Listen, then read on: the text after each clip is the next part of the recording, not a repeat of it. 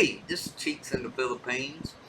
If you're first time coming to the Philippines or you've been here a couple times, I want to talk to you today about some do's and don'ts and just some general information. So let's get at it.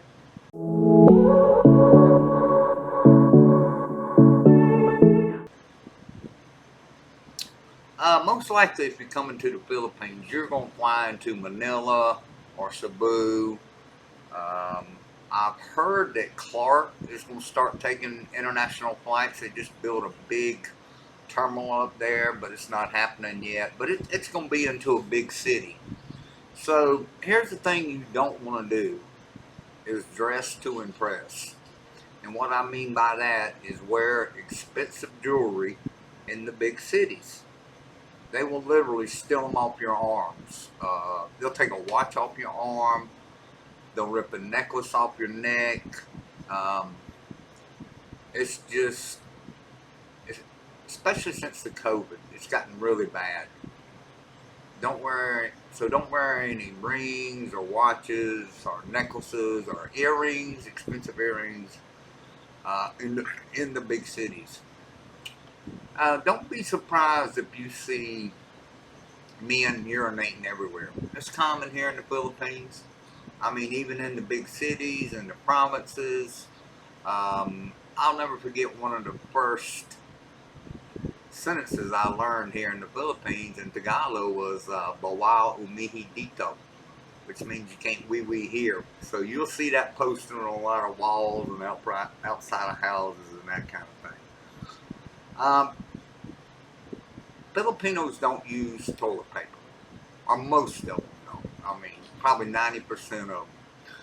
So they'll have toilet paper in the motel rooms where you stay here, but don't put the toilet paper, particularly in somebody's houses, don't put it in the commode. The sewer system here just cannot handle it. So what we do when we have visitors and they want to use toilet paper is we'll put a trash can with a plastic bag in it, and then once they finish using the toilet paper, they can throw it in the trash can. Traffic lights are suggested here. You know, Manila is always listed as one of the top 5 countries in the world to where to drive. So it's crazy here. You'll see once you come here. I call it controlled chaos. And speaking of traffic, if you ride a Jeepney in Manila or a big city, don't ever, ever, ever put your head outside the Jeepney or your hands outside the window of the Jeepney. They get that close here. I mean, traffic here gets wall to wall. You put your head outside of that Jeepney and you're liable to lose it. So stay safe with that.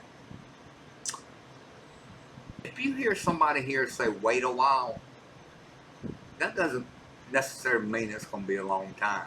Filipinos will say, hey, just wait a while. I've had them say it to me, and 2 minutes later, they're back doing what they say. So it's not literal here like it is in the States. If you come, bring sunscreen, insect repellent, and some hand and body lotion. Your skin dries out very quickly here. Particularly, they don't really have any good sunscreen in the Philippines. Now they got body lotion, and I have seen some insect repellent in a few stores, but you may want to bring your own. You may also want to bring umbrella. Everybody here, particularly now in the summertime, uses an umbrella outside. Now they sell umbrellas here, but most of them don't last. I mean, I don't know how many umbrellas I buy a year. I bought them from 50 pesos up to 1,000 pesos, and they just break. So if you got a good one in your country, bring it here. If you're in line, say you're at checkout, don't be offended if somebody jumps in front of you. It happens all the time. I mean, I used to get so upset. You know, I'd be number 4 in line, and then 2 Filipinos jump in front of me. It's just the way they are, and you just have to accept it. I mean, you could get rude with them, and say, hey, get in the back of the line, all this. But I mean, you're gonna make a scene, so it's just normal here. You know, life's more simpler, so just take it easy. Nobody holds the door open here for you, and you're not expected to hold the door open for somebody else. You know, going into stores, we do that a lot in America. And if you do it here, don't expect a thank you. They just don't do it here. It's just not recognized. So that's normal here. It's normal to lose water and electricity, particularly electricity here. Lots of places that have generators. We have a generator. But if you're staying in, say, your girlfriend's home or a friend's home that's a Filipino house that doesn't have a generator, I mean, you can go hours without electricity. Now, we do have sometimes that we go days without electricity, but they usually give us a warning. Out of the municipality, they'll say, hey, we're going to cut the electricity. We need to work on it for a day, so here's your warning. And then we go buy gas for the generator. So that's normal here. When speaking in English here, avoid slang terms. You know, you don't want to say, hey, y'all want to go down yonder? Most Filipinos can understand English, but just stay away from the slang words. In the provinces where we go, and particularly in the villages, breastfeeding is normal here. I mean, there's villages we go into that women don't wear any tops, but you'll see breastfeeding everywhere here. So just don't stare. It's normal. It's a thing. I mean, it's just normal here. Filipino time. Filipinos are late for everything. I mean, it's just a term called Filipino time. In other words, if you're supposed to have church service at 10 o'clock, it might start at 11:15. Now, I've got a rule here that I'll give them 30 minutes. In other words, if I got a meeting at 9 o'clock and they're not there by 9:30, I'll leave. I mean, I'm just not going to wait on them. The only thing I will wait on here is the doctor. Say I got a 10 o'clock appointment, I'm probably going to see them about 11:30, but that's typical in America. So that's the only thing I'll wait on here. If children ask you for money on the streets here, don't give it to them. Most of them are working for a syndicate. They have a quota that they've got to meet every day. They take the money back to either their parents or one of the people they're working for, and they buy alcohol and drugs with it. So if a kid asks you for money, you know, they'll walk up to you and say they're hungry, offer to buy them some bread or some crackers or, you know, and a soft drink. 8 out of 10 of them will say, no, I want money. And that way you know they're fake. But if they're really hungry, they'll take the food. So living in the Philippines, you know, I've been here going on 11 years. I love it here, but it can be a hassle. Nothing's convenient here. Everything requires a little bit of work and a lot of extra patience. We have a saying here in the Philippines, one transaction per day.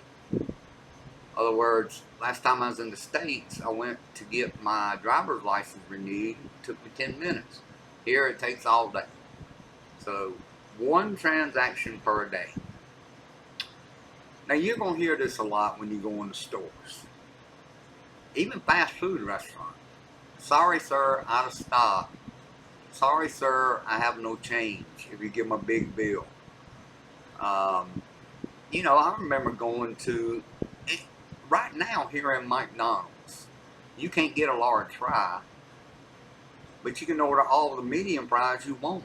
I don't understand it. And then there's a very famous restaurant here called Jollibee's that they're famous for chicken.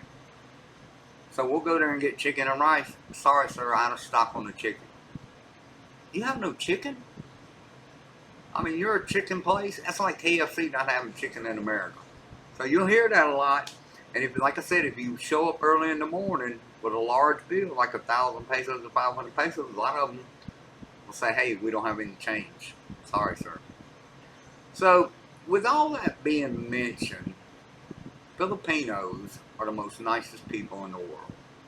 I've been to over 11 or 12 countries now, and they are just so thankful for the smallest gifts. They love to sing, laugh. They put family first. Although the majority of them have very little material possessions, Filipinos rank among the most happiest people in the world every year. So it's great here. So thanks for watching. Hey, keep looking up. God loves you. In the description below, I've got a link to more about God and creation. Take a look at that video. It's well worth watching. So until next time, y'all take care.